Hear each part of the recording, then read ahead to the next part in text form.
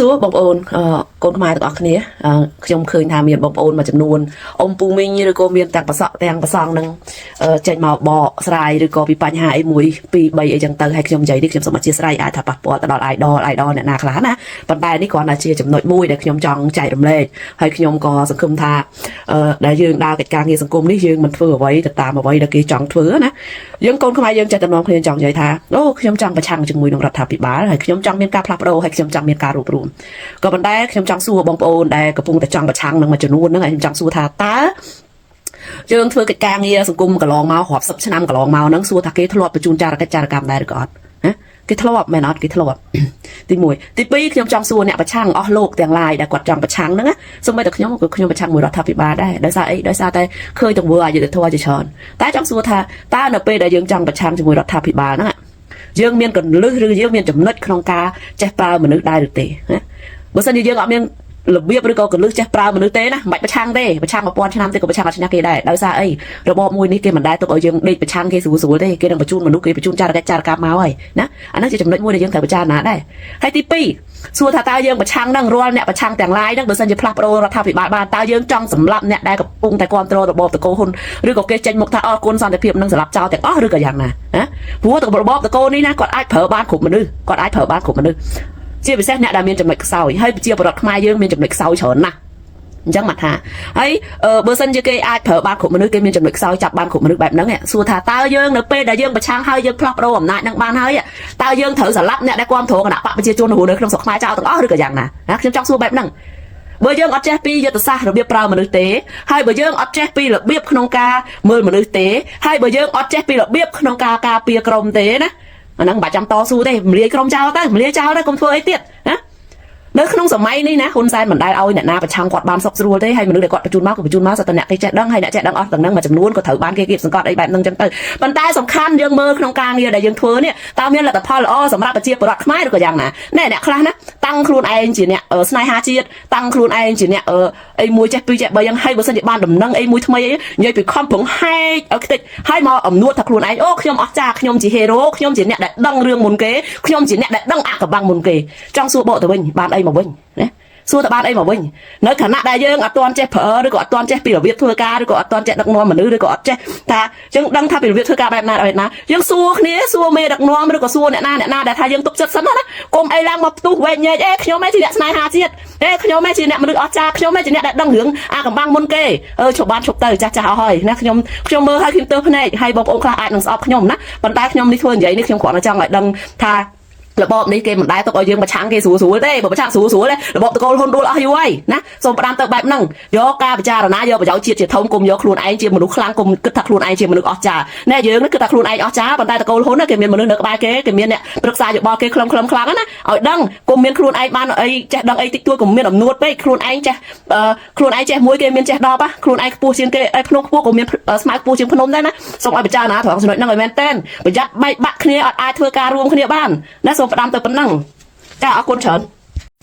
ជម្រាបសួរបងប្អូនទាំងអស់គ្នាហ្នឹងហើយខ្ញុំថាខ្ញុំមិនចង់និយាយអីទៀតទេប៉ុន្តែឃើញតែរូបភាពកាត់តសង្ស័យទៅសង្ស័យមកឌៀមដាមទៅឌៀមដាមមកហ្នឹងខ្ញុំសនំពោលោកអើយលោកជប់បានឈប់ទៅអារឿងកាត់តហ្នឹងណែគោលដៅរបស់យើង CLV DTA នេះអាកោះកុដនេះ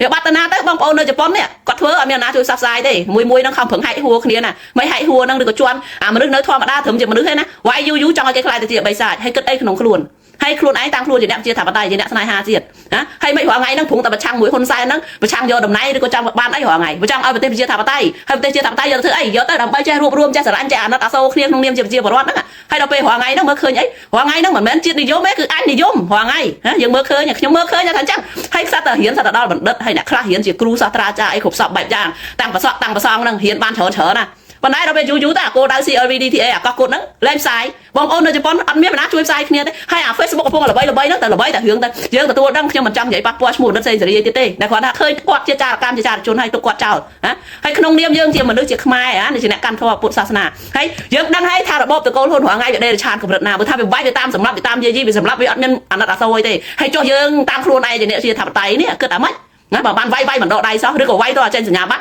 រឬក៏ជន់គេទៅគេងាប់ដាច់ខ្យល់ផឹងអញ្ចឹងបានអស់ចិត្តអានោះមិនមែនចិត្តជាអ្នកវិជាថាបតៃណាអានោះមិនមែនទេហើយខ្ញុំចង់លើកឧទាហរណ៍មួយ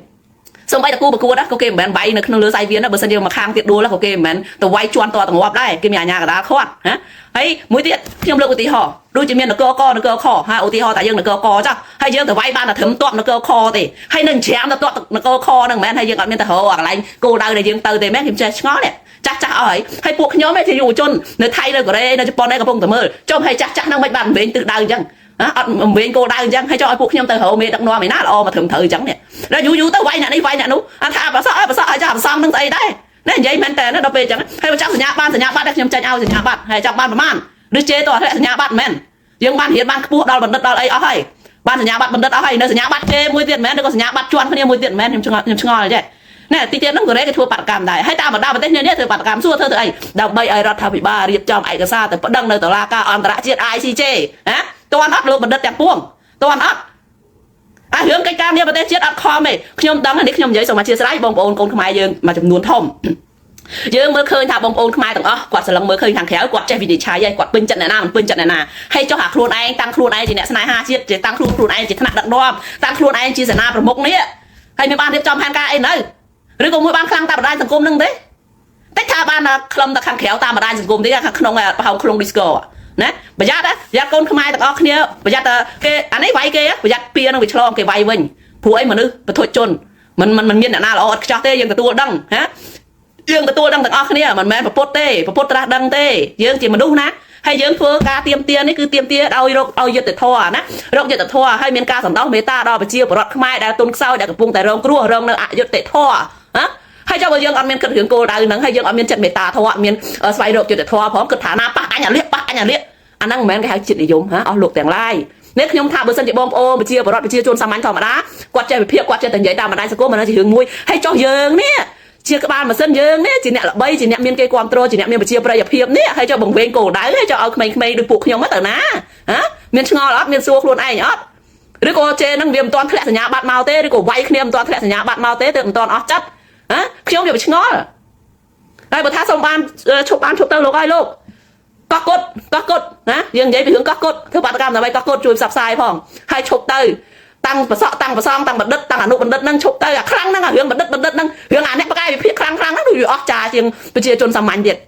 យើងហ្នឹងជាអ្នកនាំគេផ្អើលទៅផ្អើលមកឲ្យដឹងខ្លួនឯងណាប្រជាពលរដ្ឋហ្នឹងកំពុងតែស្រឡឹងមើលណាបើយើងថាអ្នកហ្នឹងអាក្រក់ណាពួកគាត់នឹងវិនិច្ឆ័យទៅតាមហ្នឹងដែរហើយបើសិនជាអ្នកហ្នឹងយើងកាត់វាចោលទៅហើយខ្ញុំធ្លាប់និយាយហើយបើសិនជាហ៊ុនសែនទិញអ្នកណាបានកាត់ចលៀនអ្នកហ្នឹងចោលទៅទុកវាចោលកុំខ្វល់ជាមួយវា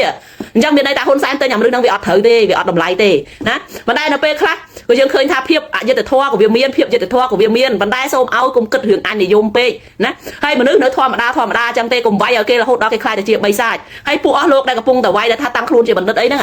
កុំឲ្យគេបកវិញតែគេបកវិញរហូតអត់រួចចែកជើងគ្នាអត់រួចឡើយខ្ញុំសូមផ្ដាំបែបហ្នឹង